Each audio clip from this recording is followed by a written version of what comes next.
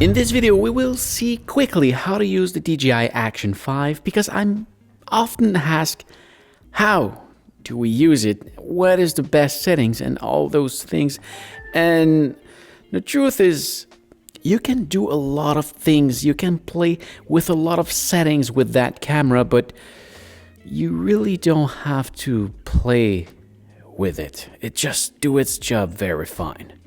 So we've got that power button on the side that will turn on the camera.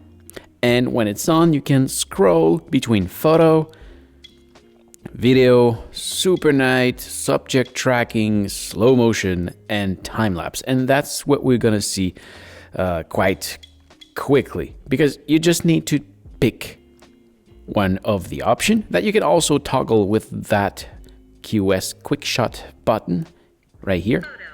You see? Well, actually, it only switched between those two ones, but you can edit that in the menu. But whatever, let's start with the photo. Well, you are in the photo mode. What I do recommend into that mode is to go on the large 4x3 over here. You can take only one picture, or you can take many pictures. And there you go. You've got a photo. I recommend this one because that's the mode that will use the most of the sensor. Then you can crop it in post-production. Then, video mode. Same principle. You are in the mode, you hit the record button, and it does record, and that's it. You got something out of it. It's perfect. You can also record in portrait mode. If you just set the camera into that orientation, you can go in reverse. It will record, well, straight, but it's just reversing it. So you can record in any side you want. Now, what do you pick? Personally, I film in 4K 16:9, 30 frames per second.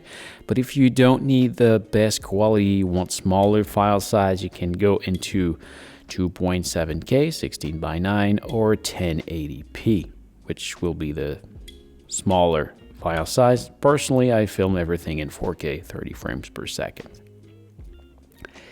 Then, super night. If you film something at night, well, this mode is optimized for that, but it also works very well into the just video mode, really. Then we've got the subject tracking mode. This one, film in portrait mode, which is this part here. And if there's a subject into it, it will follow it. So basically you film in portrait mode on a 16:9 sensor. Kinda. Next mode, slow motion. I'm not really recommending to use it. Basically what it does is that it records straight into slow motion. So here I've got a time speed, so 240 frames per second, and it will record a video that is already slowed down. What I personally do, because in that mode you kind of have to reboot the audio over it and whatever. What I do is that I record at a higher frame rate over here. If you want to have the 240, you can get it into 1080p. Otherwise, I will just record like that and slow it down in post-production. I like to work that way instead of this way. And finally, I've got the time-lapse, very interesting mode. This one will accelerate instead of slowing down, so it will only record images to the frame rate you can choose. We have to scroll down twice. You see the interval, so one picture every 2 seconds. And over here you can see if you want to do it, well, indefinitely, it will record until you stop it or the battery die.